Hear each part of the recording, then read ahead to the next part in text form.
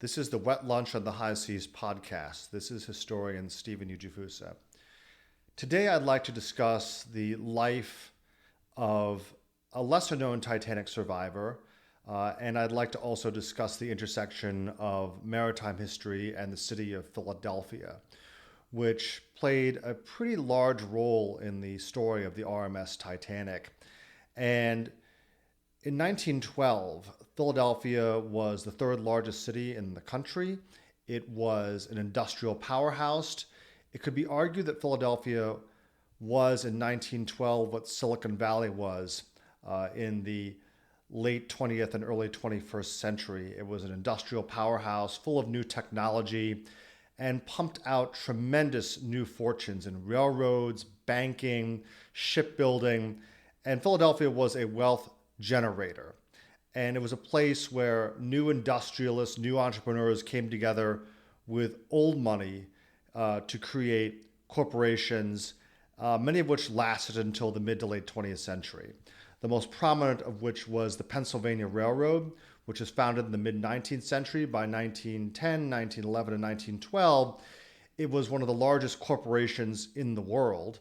And what Amazon is today, the Pennsylvania Railroad was during the Gilded Age. It was basically a giant logistics company that transported people, freight, all over the eastern half of the United States. Its main revenue source was coal, but it also connected large cities such as Washington, D.C., New York, and communities out on Long Island to the Midwest and Chicago especially, but also carrying goods such as coal from the interior of Pennsylvania to ports such as cities like Philadelphia. And its second vice president was a gentleman named John Borland Thayer II. And he and his wife were traveling on the RMS Titanic with their 17-year-old son, John B. Thayer III, also known as Jack. Jack was a student at the Haverford School on the main line of Philadelphia, the famous suburbs just to the west of the city limits. He was bound for the University of Pennsylvania, where his father had attended. And when he boarded as a first-class passenger, he had everything that a young man from America at that time could ever want for. But he also found himself in the unfortunate position of neither being a boy or a man when the lifeboats were swung out, and the call was, on one side of the ship, women and children first, and on the other side, women and children only. As a 17-year-old boy, he decided to stay behind on the ship and be with his father while his mother was sent off in a lifeboat. And this podcast is based on a piece I had written back in 2016 for phillyhistory.org called Jack Thayer's Demons. Jack Thayer did miraculously survive the disaster. He was one of only a handful of people that were picked up from the freezing cold water, and he went on to have a very successful career. But he never forgot that night. He never got over the loss of his father. And I would like to read to you this piece that summarizes how, no matter how hard we try to forget traumas and try to suppress them, they come back to haunt us, and how Jack Thayer did his very best to do so. There was peace, and the world had an even tenor to its way. Nothing was revealed in the morning, the trend of which was not known the night before. It seems to me that the disaster about to occur was the event that not only made the world rub its eyes and awake, but woke it with a start, keeping it moving at a rapidly accelerating pace ever since, with less and less peace, satisfaction, and happiness. To my mind, the world of today awoke April 15th, 1912. John B. Thayer III, 1940. John B. Jack Thayer III seemed to have everything a successful Philadelphian could want. He was the son of the second vice president of the Pennsylvania Railroad and educated at the Haverford School and the University of Pennsylvania. He was married to Lois Buchanan Cassatt, granddaughter of the Pensy's president Alexander Cassatt, the mastermind of New York's Penn Station. After graduating from college in 1916, Thayer served his country with distinction in World War I, and then worked in a series of investment jobs until he became partner in the investment firm of Yarnell and Company.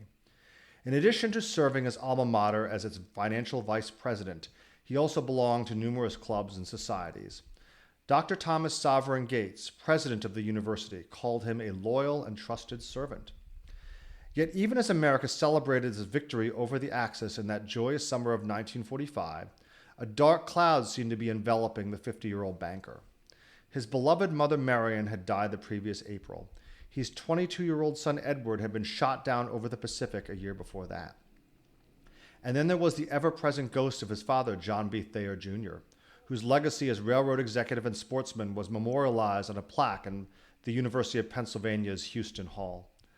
Jack Thayer had spent the past 3 decades searching for peace, and he found none. On September 19, 1945, Thayer drove from his elegant home in Gray's Lane in Haverford to the intersection of 48th and Parkside Avenue, parked his car, took out several wrapped blades, and slit his wrists, then his throat. His body was not discovered for another 40 hours. Jack Thayer left behind a book he had printed privately a few years earlier and inscribed to his friends and family. On the early morning of April 15, 1912, 17-year-old Jack Thayer and his friend Milton Long found themselves stranded on the sloping decks of the RMS Titanic. 2 hours after the ship's collision with the iceberg, the Titanic was down by the bow and listing heavily to port. There had been no general alarms or sirens. The Titanic's giant engines had stopped shortly after 11:40 p.m. The sudden quiet was startling and disturbing, Thayer recalled, like the subdued quiet in a sleeping car at a stop after a continuous run. Then came the roar of escaping steam from the ship's 29 boilers, and an occasional white rocket bursting in the night sky. The 2 young men found themselves blocked from entering the lifeboats. "No more boys," barked Second Officer Charles Lightoller. In the distance, they saw flickering oil lamps coming from the 18 lifeboats that had made it off the ship. Jack's mother Marion was in one of them. The freezing cold Atlantic rose ever closer to the boat deck. Lights from submerged portholes glowed green for a while in the black water before shorting out. Atop the officers' quarters, a group of men struggled to free 2 collapsible life rafts lashed to the deck. There was no hope of hooking them onto the davits and lowering them properly. They would have to be floated off as the ship went down. A few minutes after 2:05 a.m., first-class passenger Colonel Archibald Gracie IV, who had helped women and children into the lifeboats for the past hour, was surprised to see a mass of humanity come up from below, several lines deep, converging on the boat deck, facing us and completely blocking our passage to the stern. There were women in the crowd as well as men, and they seemed to be steerage passengers who had just come up from the decks below. Even among these people, there was no hysterical cry. No evidence of panic. But oh, the agony of it. First and second class passengers had access to the lifeboats from their deck spaces, but not steerage. They had been kept below until now, except for those lucky enough to find their way through a maze of barriers and corridors to the boat deck level. Gracie also noticed John B. Thayer Jr. chatting on deck with his fellow Philadelphia millionaire George D. Widener, whose wife Eleanor had also left in a boat. Only a few hours earlier, the Widener and Thayer families had hosted a celebratory dinner in Titanic's Captain Edward J. Smith's honor in the ship's 120-seat a la carte restaurant on B deck. Gracie remembered that the elder Thayer looked pale and determined. Thayer lost his father in the milling crowd, after which, realizing all the boats were gone, began to surge with panic.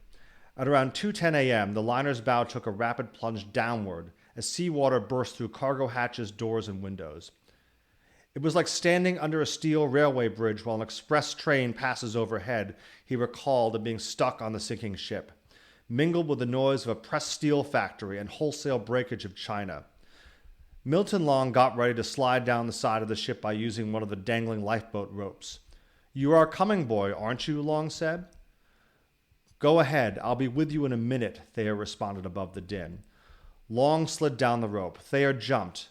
I never saw him again. Thrashing around in the freezing water, Thayer could see the ship in full profile as it sank deeper into the Atlantic. The ship seemed to be surrounded with a glare, he recalled, and it stood out of the night as though she was on fire. The water was over the base of the first funnel. The mass of people on board was surging back, always back towards the floating stern. The rumble and roar continued, with even louder, distinct wrenchings and tearings of boilers and engines from their beds. The Titanic's electric lights flickered out, came back on again with a red glow, and then went out for the last time. Then he saw something even more terrifying. The ship breaking in half. Suddenly, the whole superstructure of the ship appeared to split, well forward to midship, and bow or buckle upwards, he recalled. The second funnel, large enough for 2 automobiles to pass through abreast, seemed to be lifted off, emitting a cloud of sparks. It looked as if it would fall on top of me. It missed me by only 20 or 30 feet. The suction of it drew me down and down, struggling and swimming, practically spent. The water began to numb his limbs, and he looked desperately for something that could support him. Everything was too small. Deck chairs, crates, broken pieces of paneling. He then banged his head on something big. It was one of the 2 collapsible lifeboats, overturned, with about a dozen men scrambling to stay balanced on its wood plank bottom. With his last bit of strength, he swam for the boat and hauled himself on top. He couldn't just lie there.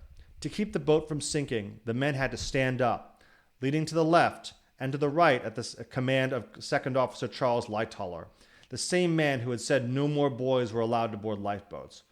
Also on board was Colonel Archibald Gracie. As cold and frightened as he was, Jack did not turn his eyes away from the spectacle. We could see groups of the almost 1,500 people still aboard, he wrote later, clinging in clusters or bunches like swarming bees, only to fall in masses, pairs, or singly, as the great after part of the ship, 250 feet of it, rose into the sky till it reached a 65 or 70 degree angle. When the water closed over the Titanic's stern at 2:20 a.m., April 15, 1912, Thayer heard a noise that rang in his ears for the rest of his life. The sound of hundreds of people struggling in the icy water reminded him eerily of the sound of singing locusts on a summer night at the Thayer family's estate on the main line. The partially filled lifeboats standing by, only a few hundred yards away, never came back, he wrote angrily. Why on earth they did not come back is a mystery. How could any human being fail to heed those cries? Among those voices that cried out in rage and desperation in that mid-Atlantic night were those belonging to his father, John Borland Thayer Jr., as well as his friend Milton Long. Over the next 30 minutes, the cries gradually grew fainter and fainter until there was only the sound of water lapping against the sides of the collapsible boat. At around 6:30 a.m., the first pink light of dawn shone across the flat, calm ocean. Icebergs glittered all around. One of the partially filled lifeboats drew up alongside the overturned collapsible. One by one, the men who had survived those awful few hours atop the boat scrambled aboard. Most of the 20 or so of his boatmates were crew members.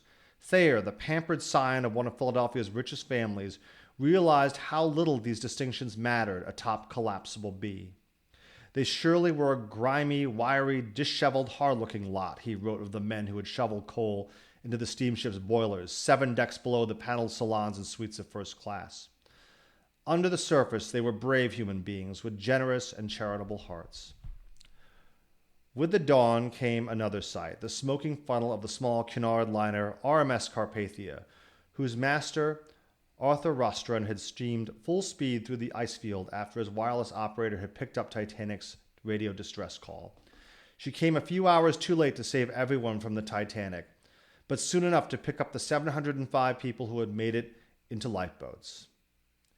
Even through my numbness, I began to realize that I was saved, Thayer wrote in his book, that I would live. This was the story of Titanic survivor John B. Jack Thayer III. This is Wet Lunch on the High Seas podcast. This is historian Stephen Ujifusa.